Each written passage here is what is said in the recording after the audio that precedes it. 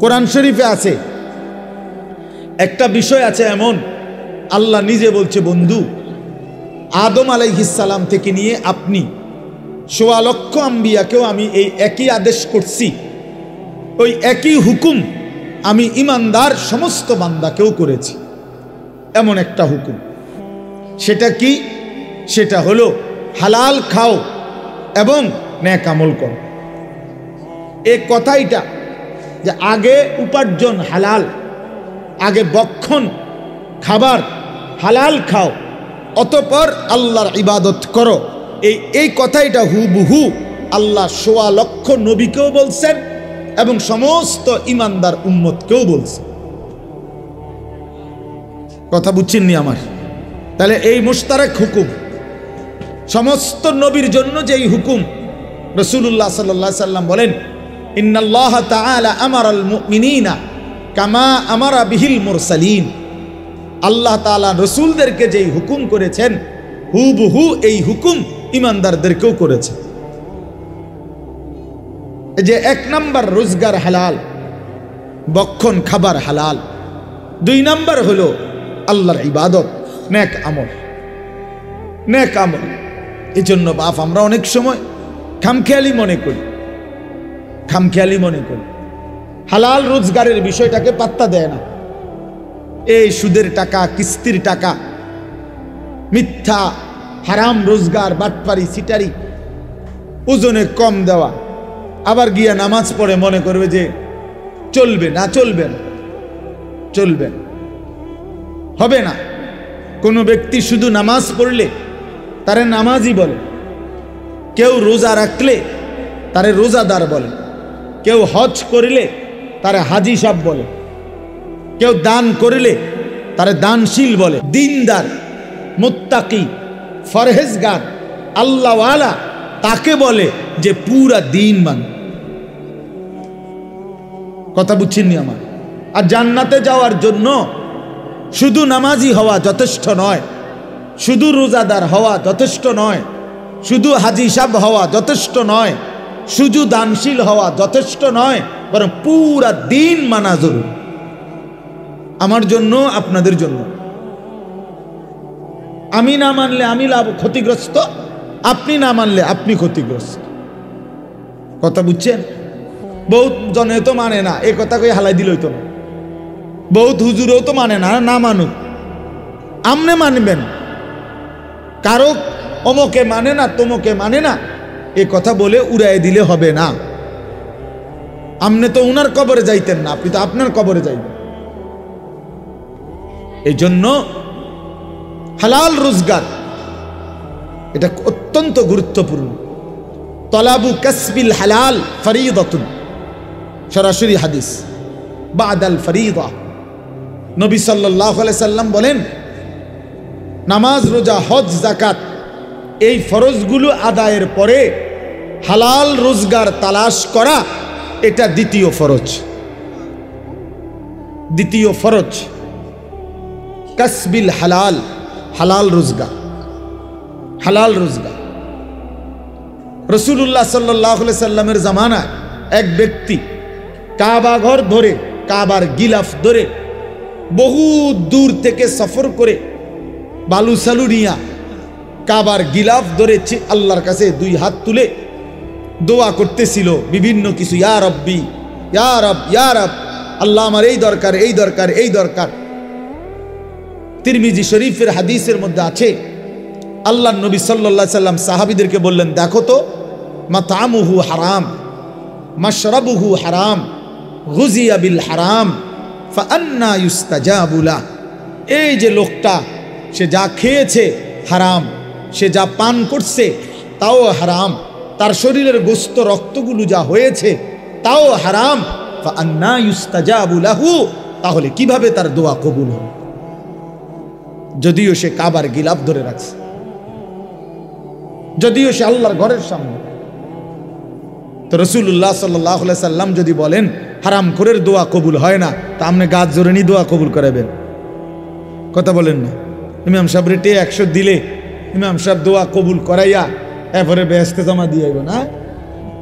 কি বেহেশত এই মৌলানা রুহুল আমিন, মৌলানা অমুকের, আবু হানিফ, আনিসুর রহমান, হেগো বাফের সম্পত্তি। হ্যাঁ, কথা বলেন না কেন? বেহেশত কি ইমাম সাহেবের বাপের সম্পত্তি? তো ইমাম সাহেব কি টেন্ডার নিয়ে আসছে বেহেশত, যে আমি দূরের টেন্ডার লইছি 10 শতকের? তো কি ভাবছেন? আপনার সমস্ত জিন্দিগির পুরা নাফরমানি ইমাম সাহেবকে 100 দিয়ে মিলাই দিব, এত খামখেয়ালি ভাবলেন?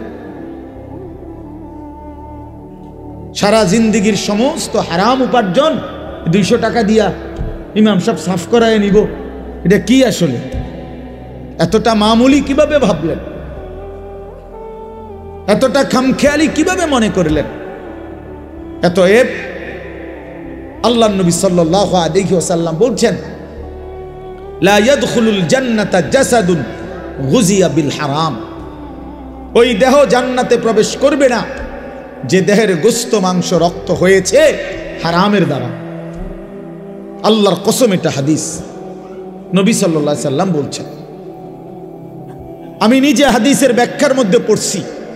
আহা, বদনসিব ওই ব্যক্তি যে ব্যক্তি তার গোটা ফ্যামিলিকে, বউ বাচ্চাগুলোকে হারাম টাকা খাওয়াইছে, তার এই হারাম রোজগার দিয়েই সবাই খাওয়াইছে, পড়াইছে। তো হাদিসের ব্যাখ্যায় মুহাদ্দিসিনে কেরাম বলে, এই হারামখোর, এই নাফরমান নিজের জন্য জান্নাত বরবাদ করলো, পুরা ফ্যামিলির জান্নাতও বরবাদ করলো। পুরা ফ্যামিলির জান্নাত বরবাদ করে দিল, সবার জান্নাত বরবাদ করে দিল। এই জন্য বাবা, আপনি যদি মনে করেন ইসলাম শুধু নামাজ না, ইসলামের গুরুত্বপূর্ণ ইবাদত নামাজ, কিন্তু ইসলাম শুধু নামাজ না। ইসলামের গুরুত্বপূর্ণ ইবাদত রোজা, কিন্তু ইসলাম শুধু রোজা না। ইসলামের অত্যন্ত গুরুত্বপূর্ণ ইবাদত হজ, কিন্তু ইসলাম শুধু হজ না, শুধু হজ না। ইসলাম পুরা দিন মানা।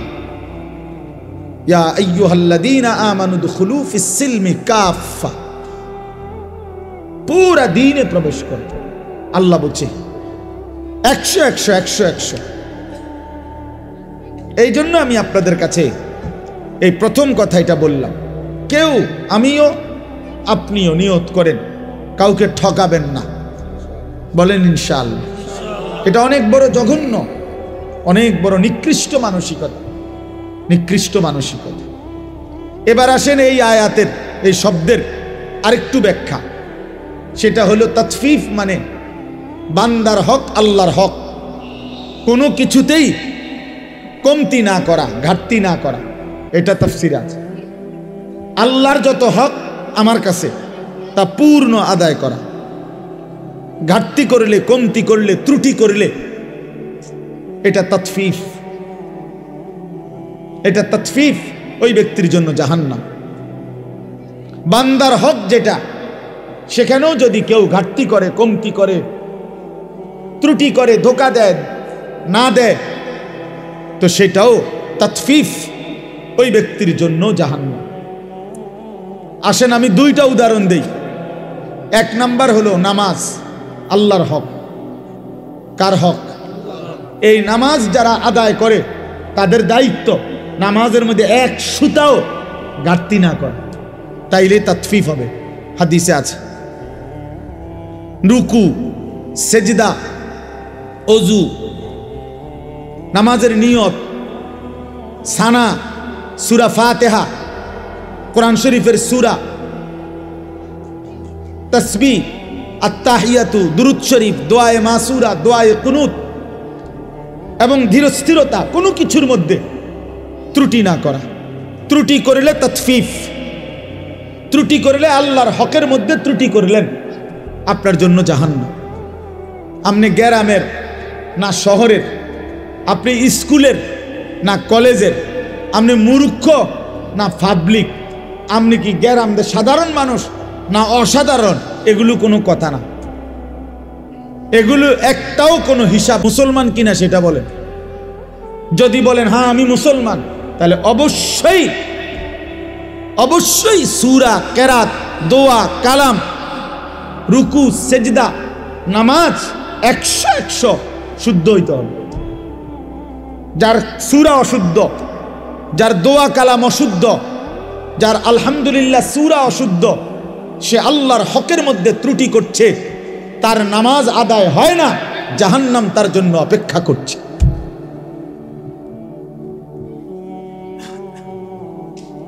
আপনি স্কুলে পড়ছেন না কলেজে পড়ছেন, আপনি বুঝেন, এটা আমার বুঝার বিষয় না। আমারটা বুঝাই দেন, ইসলাম বুঝাই দেন, নামাজ বুঝাই দেন, সূরা কেরাত বুঝাই দেন। করতে আইছেন এটা পরের কথা, কথা বুঝেন নাই। এদেশের রাষ্ট্রীয় আইন হুজুরদের জন্য একরকম, আমনগো পাবলিকদের জন্য আরেক রকম, ঠিক না? তাইলে এই জন্য অনেক মানুষ আপনারা এই বোকামি করেন। আপনাদের অন্তরের মধ্যে কেউ বসাই দিছে আমরা সাধারণ মানুষ, আমরা গ্রামের মানুষ, আমরা সিধা সাদা মানুষ, আমরা জেনারেল মানুষ, আমরা স্কুল কলেজে পড়ছি অথবা কিছুই পড়ি নাই, আমগো দোয়া কালাম সূরা কেরাত কোন রকম একটু হইলে এবে রুকু সেজদা দেওন, আমরা কি আর এত তান ফার্মু? কাজে আমরারে এমনি বেহেস্ত দিতে হইব, আর হুজুররারে বেহেস্ত দিতে হইলে সূরা কেরাত দোয়া কালাম 100 শুদ্ধ সঠিক বুঝা এরপরে হুজুরের বেহেস্ত দিতে হবে। কারণ আমগোর লাগে বেহেস্তটা কঠিন হয়ে গেছে, আমনের জন্য এটা সহজ হয়ে গেছে। এটা তো বেইনসাফি, আর আল্লাহ তো বেইনসাফি করতে পারে না। আমি যদি আল্লাহরে কই, আল্লাহ আমি বেহেস্তে যাইতে হইলে 30 পারা কোরআন শরীফ আমার শুদ্ধকরণ লাগছে, আমি রুকু সেজদা ঠিক করণ লাগছে, এবারটা বেহেস্তে যাইতে গিয়া এবার আর কিছুই ঠিক করণ লাগে নাই, এমনি বেহেস্তে যাইতেছে গা, এটা কেমন ইনসাফ হলো? কথা বলেন না? তখন কি ব্যাপার ভাই? এই জন্য সাবধান। আবু হানিফ ভাই এটা বলতেছিল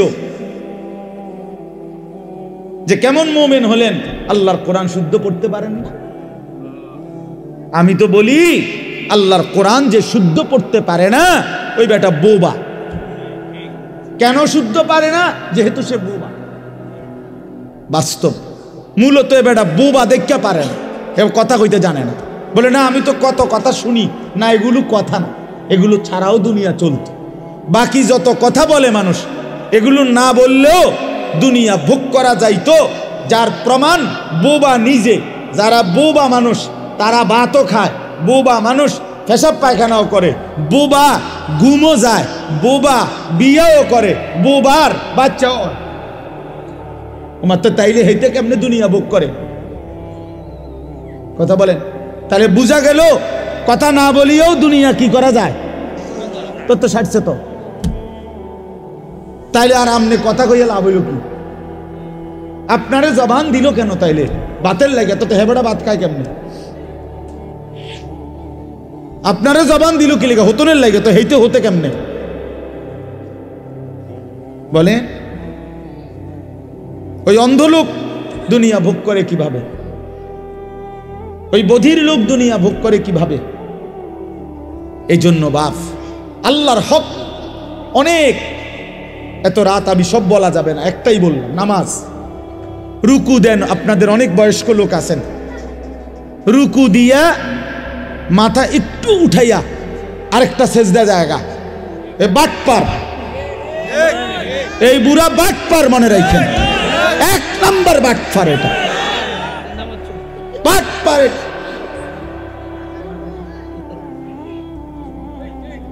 সোজা বাটপার। এটা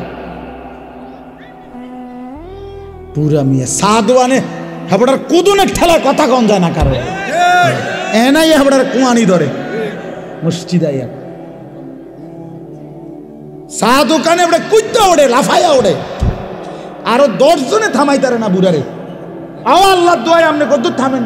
আরে রাত বেড়া উড়ে এলাম, বেড়া হেতে উড়ে এলাইব দোয়ানদার, হেতে টাকা পায়, হেতে উড়ে এলাই দোয়ান। চালাক ফাইজলামি চা দোকানে গিয়ে ওইখানে মাতবুরি দেখায়, নামাজের বেলায় এসে সেজদা একটা দিয়ে একটু মাথা উড়ে আরেকটা দিয়ে একদম জাঁটা দিয়ে ধরা দরকার। এগুলার একদম চাপ দিয়ে যে মাথায় আর উড়াইও না, মাথা যখন উড়াইতেই কষ্ট হয়, মাথায় আর উড়াইও না। এটা কি ধরনের নামাজ বলেন? এটা নামাজ হইল? এটা তাফসীর।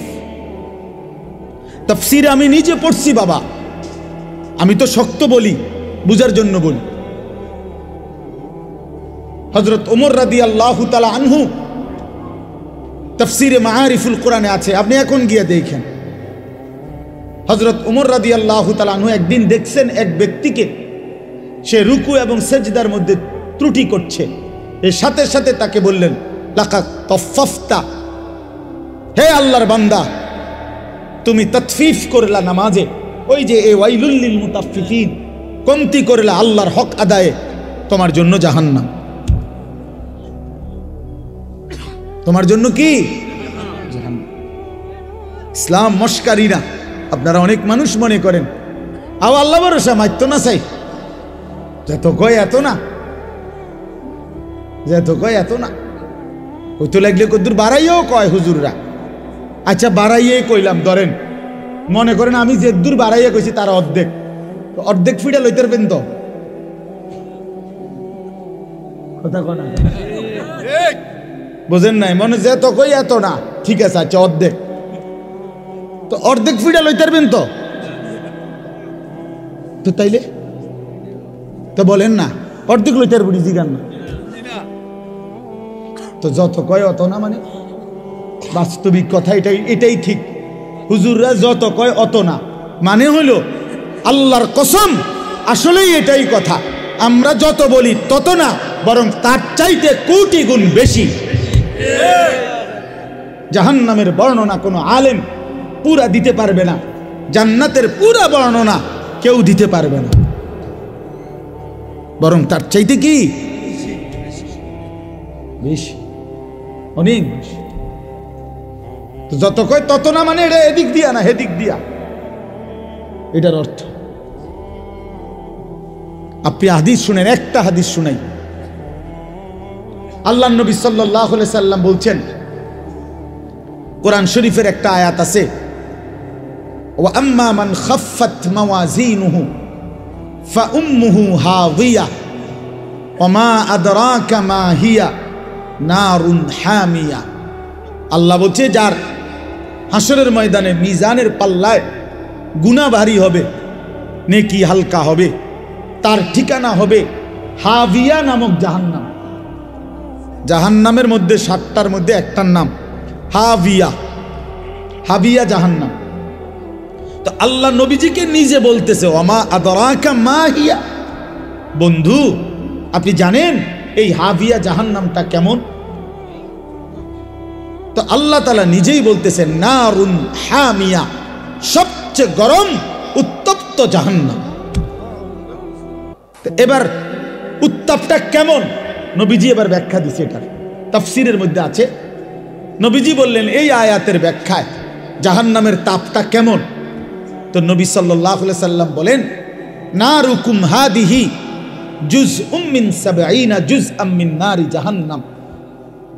হায় আল্লাহ, নবী সাল্লাল্লাহু আলাইহি সাল্লাম বলেন, উম্মত তোমাদের দুনিয়ার আগুন জাহান্নামের আগুনের আল্লাহর কসম বাবা ৭০ ভাগের ১ ভাগ। এর চাইতে আরো ৬৯ গুণ বেশি গরম জাহান্নামের আগুন। জাহান্নামের আগুন, বুঝছেননি আমার কথাটা? দুনিয়ার আগুন জাহান্নামের আগুনের কয় ভাগের কয় ভাগ? ৭০ ভাগের ১ ভাগ। এর চাইতে ৬৯ গুণ বেশি আরো জাহান্নামের আগুন। এরপরে শুনেন না, শুনতেছেন? হাদিস আছে সাহাবায়ে কেরাম লাফ দিয়ে উঠছে, লাফ ফাল দিয়ে উঠছে, ফাল দিয়ে উঠা সাহাবীরা চিৎকার দিয়ে বলছে, ইয়া রাসূলুল্লাহ ওয়া ইন্না যালিকা লাকাফিয়া, হে আল্লাহর নবী, আহা কি বললেন? জ্বালাইয়া পুরাইয়া ছাই করে ফেলার জন্য দুনিয়ার আগুনটাই তো যথেষ্ট, এইটাই তো ছাই বানায় ফেলে, এইটাই তো পুরাইয়া শেষ করে ফেলে। তো নবী সাল্লাল্লাহু আলাইহি সাল্লাম বলেন, তাহলেই ভাবো এর চাইতে আরো 69 গুণ বেশি তাপ জাহান্নামের আগুন, সেটা কেমন হবে? বুঝছেননি আমার কথাটা? তো যত কই তত না, ঠিকই তো তত না, অনেক বেশি কিনা বলেন না? এই কথা এবার বুঝছেন? আল্লাহ তাআলা বলছেন আমার বান্দার জন্য আমি যে জান্নাত বানাইছি, মা লা আইনুন রাআত, এত সুন্দর কোনো চোখ দেখে নাই, ওয়ালা উযুনুন সামিআত, এত সুন্দর কোনো কান শুনে নাই, ওয়ালা খাতারা আলা কলবি বাশার, কোনো অন্তর জান্নাতের বিস্তৃত সৌন্দর্য কল্পনাও করে না। তো ঠিকই তো যত কই তত না, পুরোটা আমি করতে কমু, আমার তো আন্দাজে নাই। বোঝেন নাই কথা? আমি পুরোটা বলবো কেমনে? তাহলে জান্নাতের বর্ণনাও আমরা যত কই তত না, তার চাইতে বেশি। জাহান্নামের বর্ণনাও আমরা যত কই তত না, বরং তার চাইতে বেশি। খামখেয়ালি করেন না, খামখেয়ালি মনে করেন।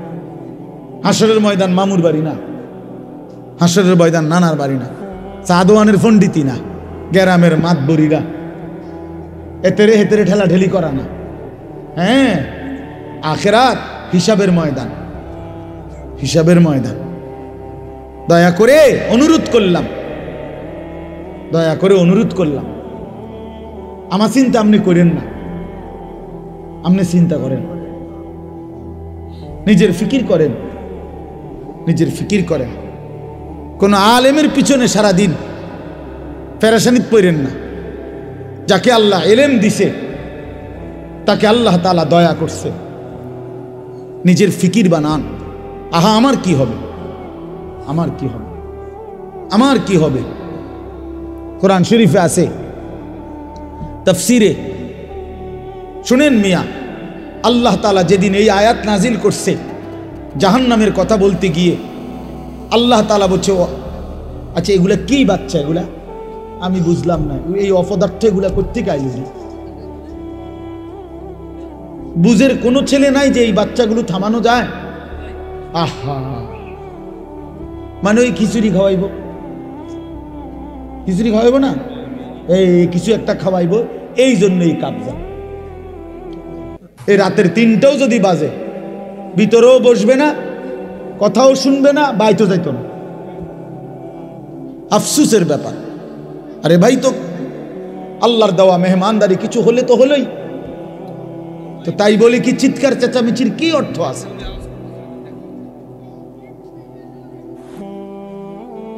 তো কি বলতেছিলাম? হ্যাঁ, মাশাআল্লাহ, আল্লাহ তাআলা যেদিন এই আয়াত নাজিল করছে, আমি এক জায়গায় বিয়ার সুন্নত তরিকা বলছি, আর হুজুর অনেকই নতুন করে কইয়া ফেঁস লাগাই। রাসূলুল্লাহ সাল্লাল্লাহু আলাইহি ওয়াসাল্লামের সুন্নাত বিবাহ কিভাবে হবে এটা আমি বলাতে বললো যে এটা ফেঁস লাগাই না, কথা কইেন না, যেমনে চলছে এমনি চলতে দেন। যে বেটা বলছে বেটার এখানে টাই পরা, স্যুট পরা, পরে আমি বললাম আঙ্কেল অবশ্যই আমি ফেঁস লাগানো ঠিক হবে না, এই জন্য আমি দয়া করে বিয়েটা পড়াইলাম না, আমনে মেহেরবানি করে বিয়েটা পড়ান। বাবুরে আমি দুগা ভাত খেতে মাইছি, ভাত আল্লাহর রহমতে খাইছি, খানা শেষ হয়ে গেছে, আমি যাই। এইবার হুজুর আমরা কি আর এটি পারি? তা আমি এতক্ষণ পণ্ডিতি করলেন কেন বেটা ফাজিল? কথা বলেন, আমনে আমনে না কইলেন, আমনে আমি আমারটা কইলে ফেঁস লাগবো সমাজে, তো আমনেরটা করেন। ওয়াকুদুহান নাসু ওয়াল হিজারা, আমার কথা শুনেন বাবা, আল্লাহ বলছে হে নবী শুনেন, জাহান্নামের আগুন লাকড়ি হবে, মানুষ এবং পাথর, মানুষ ফেলবে আগুন আরো উত্তাপ হবে, পাথর ফেলবে আগুন আরো উতরাইবে। তো এই আয়াত যখন নাজিল হয়েছে, একজন সাহাবী ছিলেন বিখ্যাত, হযরত সালমান ফারসি রাদিয়াল্লাহু তাআলা আনহু, আপনারাও নাম শুনছেন। এই সাহাবী এই কথা শুনে একটা চিৎকার দিয়া কানতে কানতে বাড়ির থেকে দূরে একটা পাহাড়ের উঁচু জায়গা এক কোনায় 3 দিন একটানা শুধু নামাজ আদায় করছে, আর বাকিটা টাইম চোখের পানি ফেলে শুধু কাঁদছে, আর এই এক বাক্য বারবার বলছে, হায় জাহান্নামের আগুনের লাকড়ি হবে মানুষ, আমি যদি হই সেটা আমার কি হবে। 3 দিন পরে নবী সাল্লাল্লাহু আলাইহি সাল্লাম সাহাবীদেরকে জিজ্ঞেস করছে, সাহাবীরা আমার সালমান কোথায়? তাকে তো দেখছি না।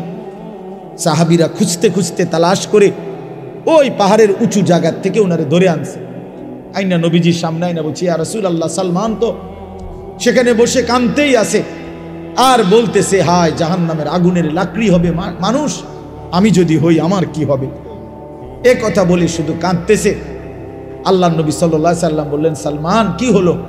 বলছি, ইয়া রাসূলুল্লাহ, এই আয়াতের ভয় আমার তো চোখের পানি বন্ধ হইতে দিচ্ছে না, আমার তো ভয় হচ্ছে, আমি তো থামতে পারতেছি না, আমি যদি জাহান্নামের লাকড়ি হই আমার কি হবে?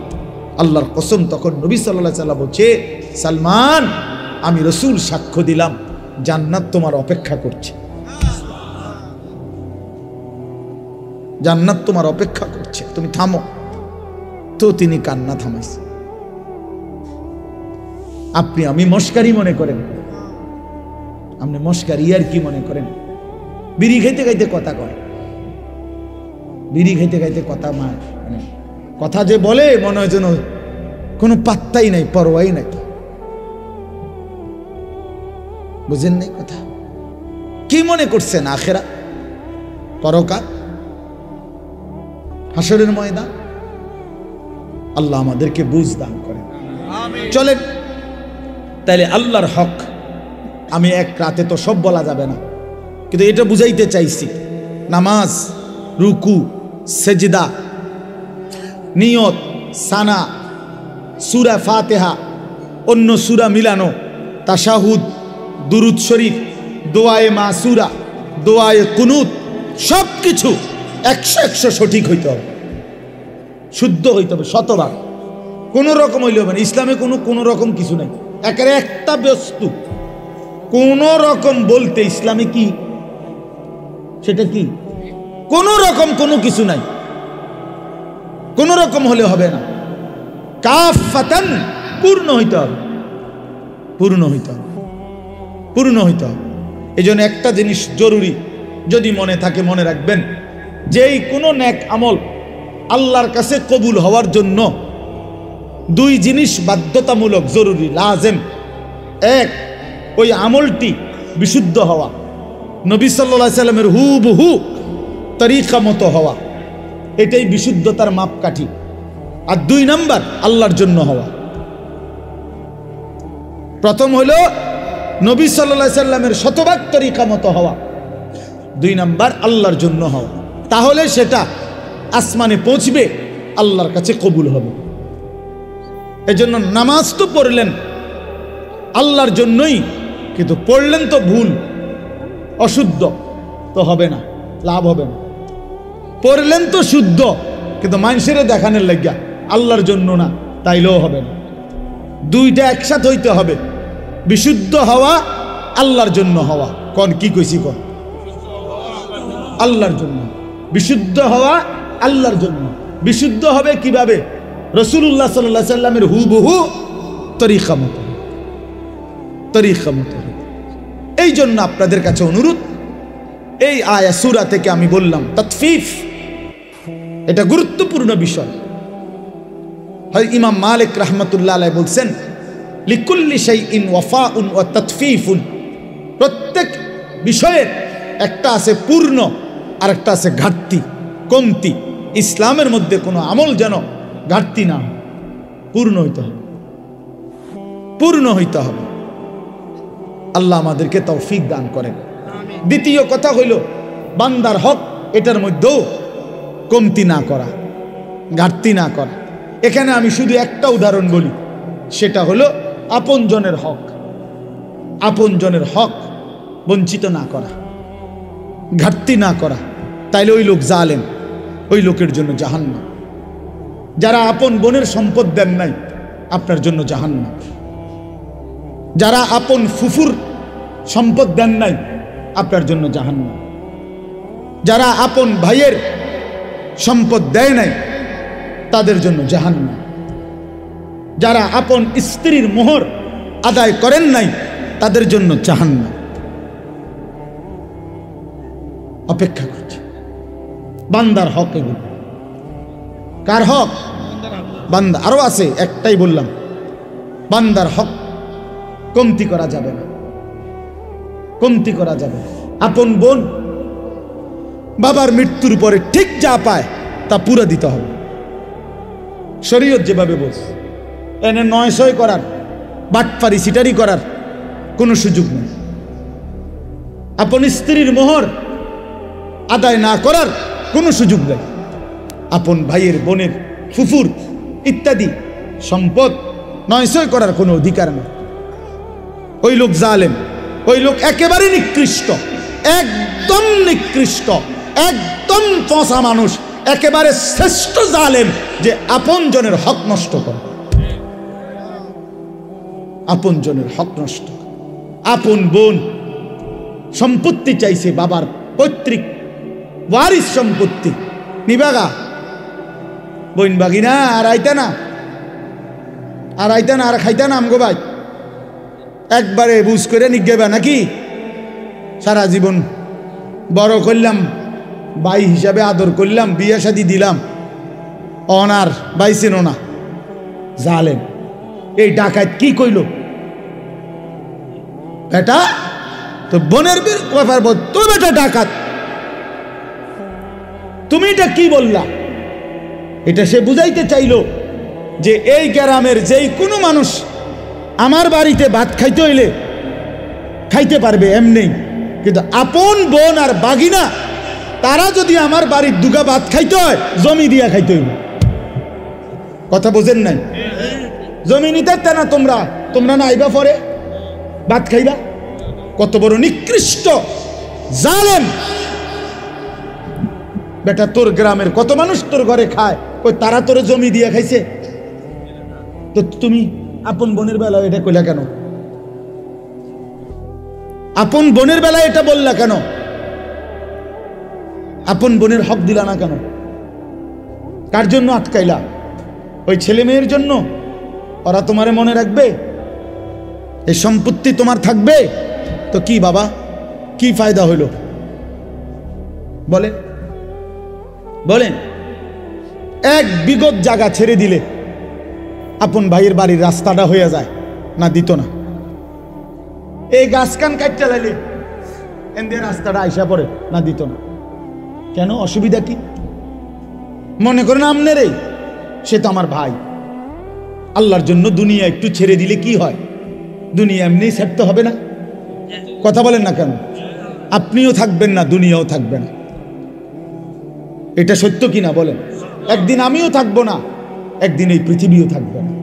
কাল্লা ইদা দুক্কাতিল আরদু দাক্কান দাক্কা, আল্লাহ বলে সাবধান বান্দা, মনে রেখো আমি কিন্তু এই জমিন পাথরের মতো চূর্ণ বিচূর্ণ করে ফেলব, পাউডার বানায় ফেলব।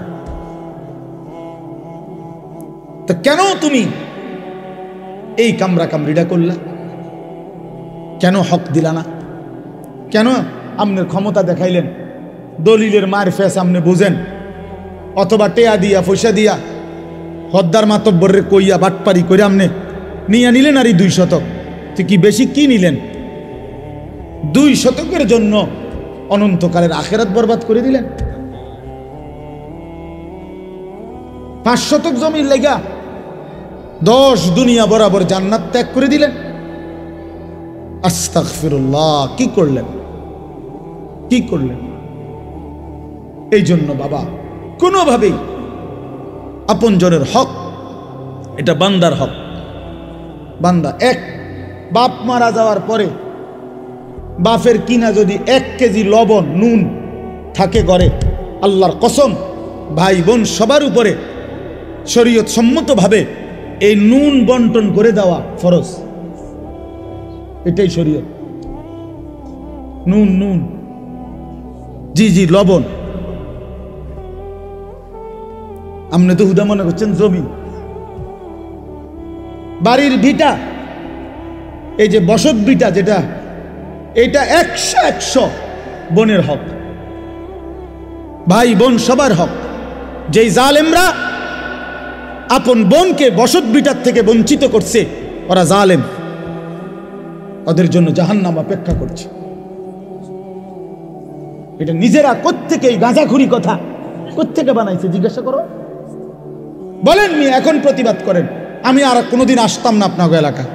কি হয়েছে কথা বলেন না, আর কোনোদিন নাইলে আসলাম না। আর কি আপনি বাঁচবেন কয়দিন, আমি আর বাঁচবো কয়দিন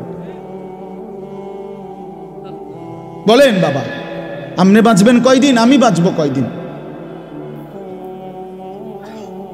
কে বানায় নিল এই কথা যে আপন বসত বিটায় বোনেরা পায় না? এত বড় মিথ্যা কথা, গাঁজাখুরি কথা আসমানের নিচে জমিনের উপরে পৃথিবীর কোনো কিতাবে নাই। এই সমাজের বানানো কথা এটা। আমি আমার বোনের সম্পত্তি যখন দিছি এই বসতের কসম আল্লাহ, আমার বোন অবাক। তিন বোন বোনেরা আমার বড় বোন কিতারে কস ভাই, এ কথাতে জীবনে প্রথম শুনলাম। আমি বলি 100 বোন বাবার এই পৈতৃক যে ভিটা, এখান থেকে আপনারা আপনাদের অংশ নিয়ে যান।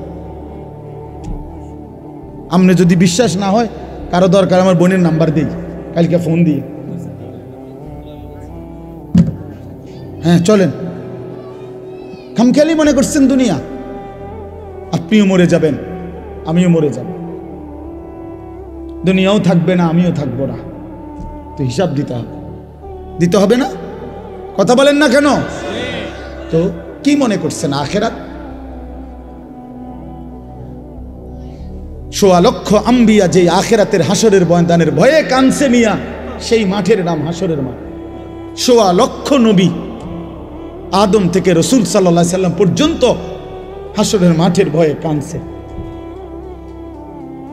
রব্বি লা তুখজিনি ইয়াওমা ইউবাসুন ইয়াওমা লা ইয়ানফাউ ওয়ালা মালুন ওয়ালা বানুন। এই যে ইব্রাহিম নবী বলছে, আল্লাহ হাসরের ওই কঠিন ময়দানে আমি ইব্রাহিম রে বেইজ্জতি করেন না। দোয়া করছি। আপনার কাছে হয়তো মনে হইব এখন, হুজুর ইডি কইয়া ওনার ফেঁস লাগাইলো সমাজটার মধ্যে। হ্যাঁ, আমি এক জায়গায় বিয়ার সুন্নত তরিকা বলছি, আর হুজুর অনিডি নতুন করে কইয়া ফেঁস লাগাই না। রাসূলুল্লাহ সাল্লাল্লাহু আলাইহি সাল্লামের সুন্নাত বিবাহ কিভাবে হবে এটা আমি বলাতে বললো যে এটা ফেঁস লাগাই না, কথা কইেন না, যেমনে চলছে এমনি চলতে দেন। যে বেটা বলছে বেটার এখানে টাই পরা, স্যুট পরা, পরে আমি বললাম আঙ্কেল অবশ্যই আমি ফেঁস লাগানো ঠিক হবে না, এই জন্য আমি দয়া করে বিয়েটা পড়াইলাম না, আমনে মেহেরবানি করে বিয়েটা পড়ান। বাবুরে আমি দুগা ভাত খেতে মাইছি, ভাত আল্লাহর রহমতে খাইছি, খানা শেষ হয়ে গেছে, আমি যাই। এইবার হুজুর আমরা কি আর ইডি ফারি? তা আমি এতক্ষণ পণ্ডিতি করলেন কেন বেটা ফাজিল? কথা বলেন। আমনে না কইলেন, আমি আমারটা কইলে ফেঁস লাগবো সমাজে, তো আমনেরটা করে আমনে বিয়ে পড়ে আমার সমস্যা। আমি তো ভাত খাইছি, দইও খাইয়া লাইছি, আমার বুঝ হইয়া গেছে, আমি যে খানার বুঝ পাইছি তো সারছে তো। হ্যাঁ, এই জন্য বাবা আমি হয়তো একটু শক্ত বলে ফেললাম আর কি, কিন্তু মনে কষ্ট নিয়েন না। আপনি বরঞ্চ ভাবতে শিখেন, বিষয়টাকে পজিটিভ দেখেন, ইতিবাচক দেখেন যে আহা আসলে তাহলে আমার কি করা উচিত। ঠিক কিনা বলেন না কেন? 5 শতক জমি কমে গেলে জিফুত মরতো না, আখেরাত বাইচা যাবে। 10 শতক জমি কম পাইলে সন্তান মরবে না। আমরা 5 ভাইয়ের জন্য আমার বাবা কোনো ঘর করে দিয়ে যায় নাই। 2008 সালে আমার আব্বা ইন্তেকাল করছে, 2009 সালে না 2015 সালে, 2015 সালে, আর এখন 2024, 9 বছর। এই 9 বছর আগে আমার আব্বা ইন্তেকাল করছে, যখন আমরা 5 ভাইয়ের কারো কোনো ঘর ছিল না।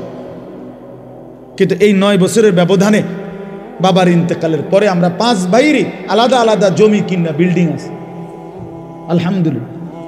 তাহলে বাফ করে দিয়ে যায় নাই বলে সন্তান করতে পারবে না, এটা কোনো কথা না। বরং 5 জনের আমার সব ভাই কোনো ওয়াজ করে না, সব ভাইয়ের আলহামদুলিল্লাহ আল্লাহ ঘর করবার তৌফিক দিছে আলাদা আলাদা। তাইলে আমি আপনাদেরকে বুঝাইতে চাই, আপনি কেন হারামের মাধ্যমে ঘুষ দিয়া, বাটপারি, সিটারি কইরা, মিথ্যা বইলা, দলিলের মধ্যে 2 নম্বরই কইরা, আমনে এতেরে দিয়ে হেতেরে দিয়ে ওইতেরে দিয়ে ওইতেরে দিয়ে এতগুলো বাটপারি কইরা, আহা বান্দা, আয় আল্লাহর বান্দা কার জন্য রাইখা গেল?